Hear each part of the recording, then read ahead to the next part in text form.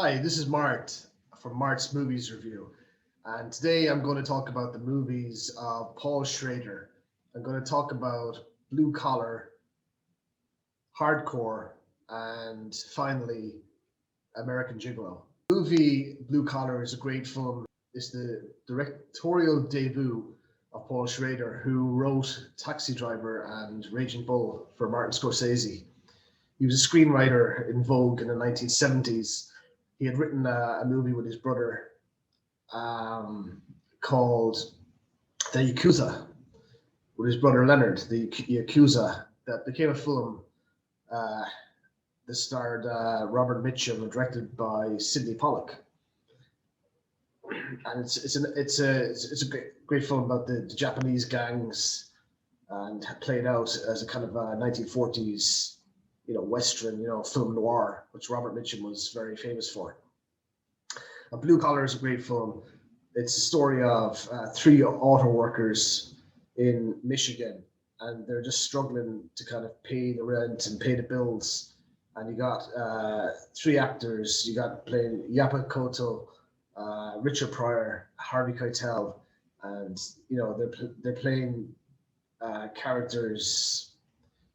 Jerry is Harvey Keitel's character, and we have the characters Smokey Smoke, which is Yapa Koto, and finally we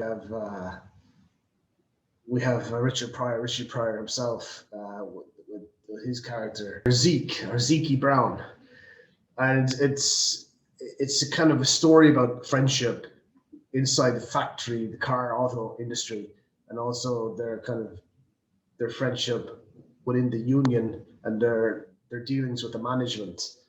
And some of them, they're struggling in their life. I mean, there's money. Smokey is kind of in the numbers game, and we have Harvey Keitel's daughter who needs dentistry, orthodontist, and she can't really afford. He can't afford it, so he's struggling. He's trying to make more money, and people are doing second jobs and everything. And we have Richard Pryor then, with just some funny scenes with Pryor, but he's very serious as well. He goes up to, he's unhappy with conditions at work in a union. He'd like to be the union leader himself, and he says like the plant that we're working in, the plant is like short for plantation. And he's given out, and he's talking about his locker not being fixed for 6 months, and he's got a sore finger. And there's a funny scene as well when a man comes to the door from the Inland Revenue, and he said, "This is the Inland Revenue," or he said, well, "Yeah, no, we don't want you. We don't want you." You know what I mean? His guy thinks he's some kind of pests coming to the door. Yeah, and there's funny shenanigans around there. Anyway, the lads anyway decide to get together and try and take money and try to make more money for themselves, and they find themselves in a kind of a comic situation where when they're trying to take more money, they find no money, but they find a ledger that has links for the union to the mafia, and they're thinking about using this against the union people to try and make more money for themselves, kind of have a ransom, have a kind of a blackmail going on. And then the scene plays out at the end, towards the end anyway. Basically, what the movie comes down to is basically you can be friends, and then you can be friends within the union and be friends against management. But in the end, all the shenanigans will separate you and divide you and have people fighting amongst themselves. It's a well appreciated film. Ebert and Siskel appreciated the movie and they gave it a thumbs up. And they liked the follow-on movies I'm going to talk about now, Hardcore and American Gigolo. Hardcore was a film that was made in 1979. It's about a very religious man whose daughter goes away and ends up in the porn industry, and he goes following her. And essentially, it ends up with George C. Scott caught up in another father-daughter relationship. He hangs out with some kind of porn actress, some porn actress, and he starts hanging around with her. And by hanging around with her, he gets to kind of probably understand his daughter better. She's probably more open and liberal about life. And there's some wonderful scenes, especially near the riverfront, where they're talking about their different perspectives on life and living. And it's a story really about a man who's getting to know his daughter by meeting another young woman. And there's a great scene in the film where he's talking about Calvinism. Paul Schrader was a Calvinist. I think he became Episcopalian, and then now he's a Presbyterian.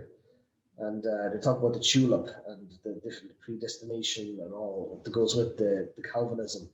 I mean, Schrader used to work with Martin Scorsese a lot, and he would talk about, the similarities between himself and Scorsese, being that Scorsese is urban, Italian, and Catholic, where Schrader himself was Dutch, rural, and Calvinist.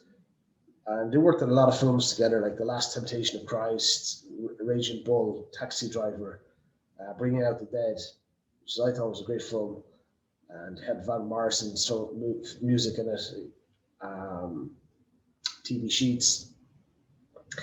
It's a follow-on from Blue Collar. It's a different kind of movie, hardcore. It's just it gets into scenes about men who are like trying to come to terms with what's happening in the culture and the cultural change, the cultural shifts, the cultural shocks. The final film I'm going to talk about is American Gigolo, which is made in 1980. And it's what Paul Schrader called a surface movie. It's kind of everything's on the surface. You had Richard Gere in Armani suits driving sports cars with Laura Hutton, and he's an American, he's a gigolo, he's a male prostitute. And everyone kind of likes him, loves him. He goes around to all these kind of hotels and kind of just red rooms, and everyone say, "Hi, Julian, how are you?" Julian K. And he's basically a guy who's basically going off on all these women, and he goes away with all the women, and he's kind of having sex with all the women, but he doesn't really. I don't know if he doesn't believe in love, but he doesn't believe that love is something kind of that's distant memory to him. What happens is he gets, caught up in some kind of sleazy kind of crime, kind of sex crime with a woman and a man, and he gets implicated in the crime itself of murdering some woman. And Laura Hutton has to basically bail him out, and he goes through a lot of trauma through the film, and he understands then towards the end of the film when he's in jail and basically going down for it, and Laura Hutton becomes his alibi. She's basically given up her life for him, and then he believes in love and that she loves him, and it's true because she's given up everything. She's with some rich politician, and she's basically kind of said in the open in public that she wants to be with him, or she was with him, and he knows it's true. He knows it's real. Love is more important than his occupation. And it's another film by Paul Schrader, which is interesting and showing different sides of a male character, kind of these night work fellas, these guys who work in the evening or in the dusk of night. And I recommend these three movies to watch. You should watch Paul Schrader's films. He's a very talented writer, director, and I'd recommend watching these films: Blue Collar, Hardcore, and American Gigolo. So from this review show of Paul Schrader's films, I'd like to thank you, and if you can like our page on Facebook, subscribe to our YouTube channel, that would be great, and I'll see you sometime soon with a new review.